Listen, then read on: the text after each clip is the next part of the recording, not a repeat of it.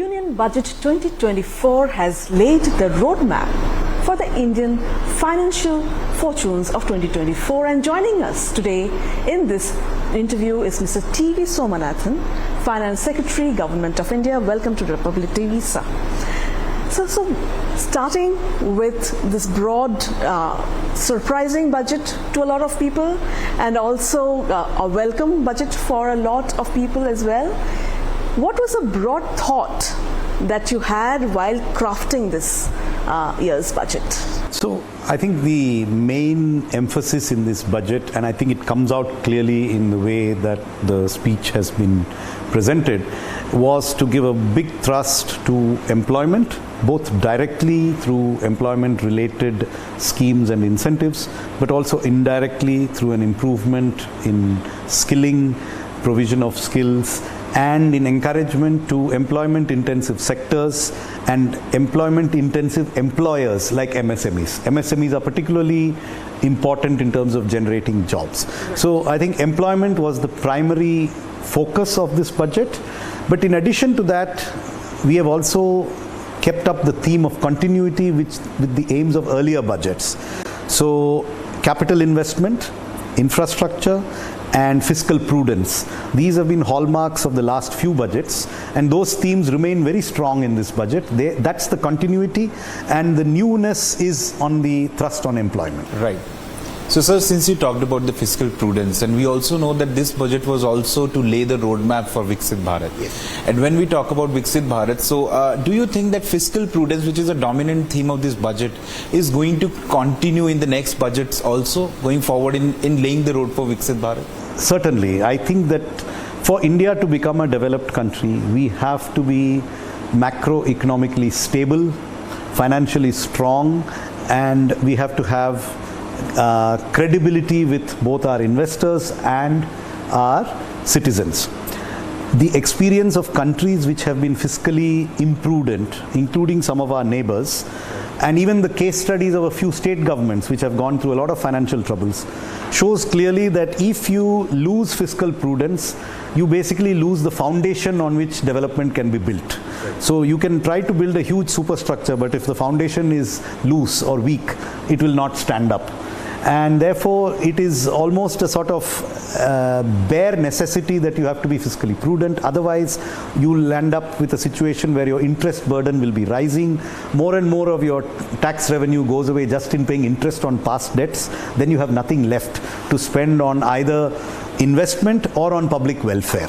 So keeping debts under control and keeping the interest burden under control is fundamental to succeeding in this long journey towards a Viksit Bharat. So that focus, I think, is not only important in this budget, but is likely to continue in future budgets as well.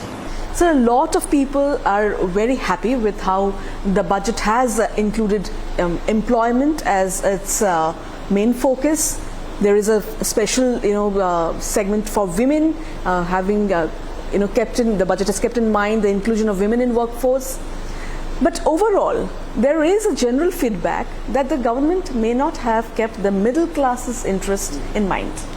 I would humbly disagree. I think the government has had the middle class very much front and center in this budget's formulation, and there is a substantial tax relief to the middle class in the form of a higher standard deduction for all salaried tax payers. There is a change in the tax rates for all the slabs from 3 lakhs to 15 lakhs. The combined effect on a salaried taxpayer is 17,500 rupees of saving. And for a non-salaried taxpayer, there is also a saving, because there is a saving without the standard deduction also. Also for the middle class, the exemption on capital gains for listed securities has risen from 1 lakh to 1.25 lakhs. So I would submit that there is a lot in this budget for the middle class. And apart from this, the emphasis on loans for students who don't get benefits from other government schemes, new forms of skill loans, opportunities for middle class entrepreneurs in the MSME sector, all of these I think are major benefits for the middle class. And I think there is a lot there, and they are people who have been kept at the center of the thought process. Right. And so one dominant and underlying message that this budget has is that you have kept the capex at 11.11 lakh crore, which is similar to what was pegged in interim budget. So my question to you is, are you trying to send a signal to the industry that the government has done the heavy lifting now? Now it's the onus is on the private sector to drive the economy and the growth. So I would say it's two separate things. One, the reason that we have fixed the budget at 11.11 lakh crore is the same reason as it was done in February, which is that this is the amount which we think is appropriate for the coming year, given the absorptive capacity of the different infrastructure sectors. And let me point out that that is an increase of 17% over the actual expenditure in the previous year, which is a substantial increase. So it is not as if 11.11 is a small number. It's a very big number, and it is 17% higher than the previous year. Separately, I would also agree that it is time for the private sector to, commit to a larger level of capital investment. But we are not trying to send that signal through this number. I think this number is strong on its own. And the budget also makes the statement that we will continue the pattern of high levels of public investment in infrastructure. That is explicitly stated in the budget. But the rate of growth will be substantial, but may not be the same as it was in earlier years, because the base is already high now. So there is an indication in the budget about an impending simplification of the income tax laws. So what is this review all about, if you can tell us? This review is not about rates. It's not about changing tax rates on anything. It is about simplifying the code. Basically, there are a number of complicated sections and provisos and exceptions and explanations which have become necessary over a period of time, the way the original 1961 Act was written, followed by various judicial interpretations, amendments from time to time. So now there seems to be a case for a comprehensive relook, producing a simplified code which will be easier for taxpayers and for advisors to taxpayers to deal with, and for the tax administrators to administer. And so one thing that has raised concern in this budget is that the indexation benefit that have been taken away with. Yes. And there is a concern that this will increase the tax burden on the seller's part. So what do you have to say in clarification? I think that's a good question that you've asked, and it needs clarification. It is true that in the past, capital gains on sale of property, that is real estate or gold, used to be taxed at a rate of 20%, but with indexation. So if you had purchased a property, let's say in 2001 at 100 rupees, and you sold it at, say, 300 rupees now, you got a certain amount of indexation. So the 100 was indexed to something else. And you paid a 20% tax on the real return minus the inflation component. What has been done now is to reduce the rate from 20% to 12.5%, but remove the indexation. Why was this done? It was done as part of a radical simplification of capital gains tax. We have done away with a large number of different rates, different classifications, different periods of holding.